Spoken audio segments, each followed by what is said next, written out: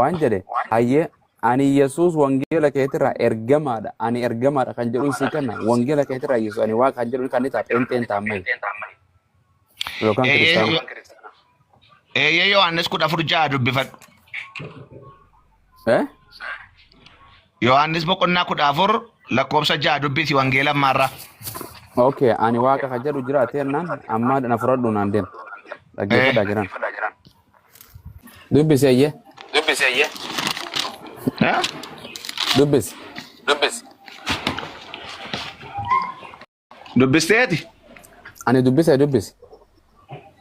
Bakka ani waaqa jedhu. Maal jedha? Istimeeta dubbisteetimi. Dubbisi bakka ani waaqa jedhu saniin irraa dhabe. Dubbisi kaa? Hinjiru bakka san ani waan waaqa jedhu ani waaqa jedhu dhabe ati bakka san sirraa dhageewun fadhe gooftaa dubbisiin fi jedha isa dubbiste sana dhaggeeffataniiti dubbisi anis nan dubbisa na bukkee jira akkuma macaaf. Laalanis na bukkee jira laan macaafni kun olaan dubbisi hinjiru. Dubbisi sodaatini. Maalin dubbisaa ati dubbisiin siin jedhaan jiraan ko. Dengedda abdoonis ni dide gurba dubbisi bakka ani waaqa jedhu san dubbisi hinjiru ani waaqa waan dhummaan jedhu hinjiru achirra. Akkeedha yeshi dhaggeeffadhu. Lakkoofsa 6 Yesuus deebisee karichi dhugaan jireenyi ana malee gara baatti kan geessu hin jiru. Eessatti mee Yesuus ani waaqa eessatti jedhe boo ani waaqa jedheen jenneen Yesuus naanay. Dhaggeeffadhu ati karaan dhugaan jireenyi anaa jedhee mikko. Bakka waan tokko kan biraan hin jiru. Ani karaa sin gaafanne ani waaqa ka jedhuun si gaafadhe. Inde waa'een karaa siif hin galle jechuudha. Karaan si gaafachuu jira kunoo karaa irraan jiru feetala karaa si garsiisu. No. Amma karaa yaasoftuu fi karaa Yesuus Kiristoos jedhaa yeroo garaa beekta amma galaa isa kana amma kutaa kana dubbisee ka'ee ustaad na dhaggeeffadha. Nama guddaa dhaggeeffadha. Nama kabajamaa dhaggeeffadha. Na dhaggeeffadha. Adaraa waan tolina na dhaggeeffadha. Nakki jibu jira. Na dhaggeeffadha. Na dhaggeeffadha. Kabajamoodha. Baay'ee isin kabajaa dhaggeeffadha. Beeshi? Yesuus ani waaqa jedhee naan hin jenne ebbooti. Eeka ani karaadha jechuun waaqa. Mee eessatti ani ani waaqa waaqa.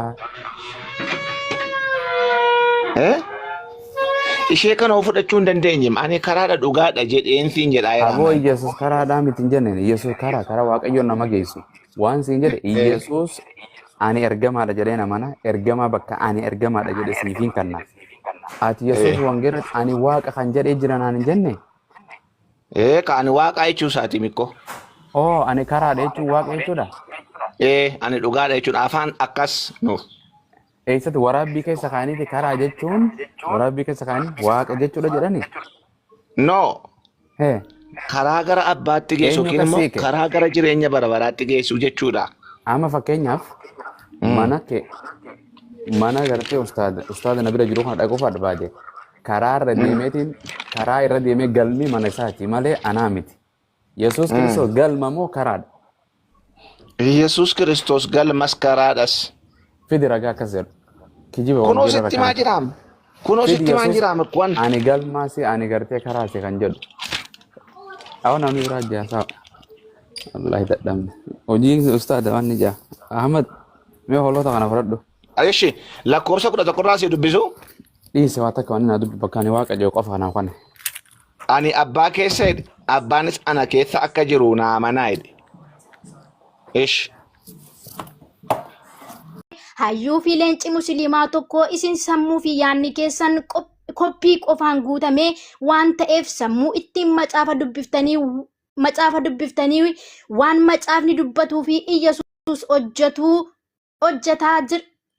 hojjetaa jirtan osoo hin taane waan garee shaadaa jedhu hordoftu waan ta'eef duuka buutuu garee shaadaatii jedhan. Yaada kana dhaga'uun dura taa'an hoolotaa obbo Jalduu Bakum akkas jedhe. Maal goonaree heeruma rarraanee heerumnaan arraanee akkuma intalti jettee nu illee waan mormina mormina jennee ragaa fidaa jechuun keessan immoo harka nu kennisiisee dubbiin dubbii dhaddee nutti taate jedhee obbo Jaldoon. Harraabuuf qoree dhiisuuf dhaleedha akkuma jette dhaddeen dubbii keessan fudhachuuf sammuun nu doomtudha nutoo sammuun nuti qabnu kan jaldeessati akkamittiin dhugaannuuf galaa isin mormuuf immoo ragaa hin qabnu isin ragaa malee hin dubbattanii akkanatti rakkannee macaafa fi Iyyesuus manatti balbala itti qollofnee faana keessan dha'uun isin hordofuu qofatti afnee jedheera.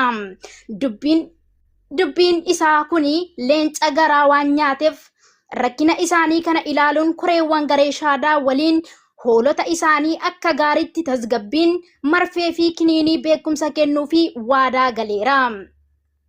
Egaa hoolonni beekumsa dhugaa dheebotan kanneen waa dubbisuu fi dhugaa adda baafachuu barbaadan gareen shaadaa yeroo hundaa balballi keenya saaqamaadha jedha. Hoolonni calleedhuma kiyya coradheen jiraadhaa shubbiseetuman maraadhaa ani yaadafuu gaafan qalamu qofan samii argaa hanga sanii akka barbaadeen ta'a jettan immoo jaldoon keessan seeksifoonii qabatee isinitti afuufuuf qophiidha waan ta'eef karaan dugda lukkuu isiniif haa ta'uu jedhan. Namni haajjoo dubbisee nama togoogoo yookaan gaagura kanniisaa buqqise jedha Oromoon. Dubbiin miilana Israa'el qabates kanuma jechuun miidiyaaleen addunyaa bubbisuu jalqabaniiru. Boru maalan ta'a jiru nan du'a moo jiru qalbii olii gadi hiruun maaltu yuunaaf malaa eessanan ba'ee galaa barbadaan marqadhee utaalcha hanqadheen taa'ii namaa dideen dubbii ofitti fideen waggaa hedduu kooreen barri natti zooreen gigigii dadhabeen dhukatti caccabeen maaltu natti bu'een nama meeqatu du'een miilana lallaba Israa'el ta'uun nuuf birmadhaan dhagahame. Israa'el mancaateen afaan qofa taateen eeraan hinqaata gobdeen ibiddaan itti roobdeen oduu atattamaan Aljaziiraa BBC fi CNN irraa jalqabee amma miidiyaalee xixiqqoo biyyoota garaa garaatti dubbii miilana Israa'el qabate wal harkaa fuudhuun tamsaasaa jiranidha. Balaan Israa'el kuni addunyaa guutuu afaan qabachiisaa yoo jiraatu isheen ammoo kan harka koon argadhee naqabaa jechaa jiraachuun gabaafame. Israa'el biyya Ameerikaa gargaarsa gaafattus Ameerikaan iyyannoo ishee kana gurra itti qabachuu hin barbaanne.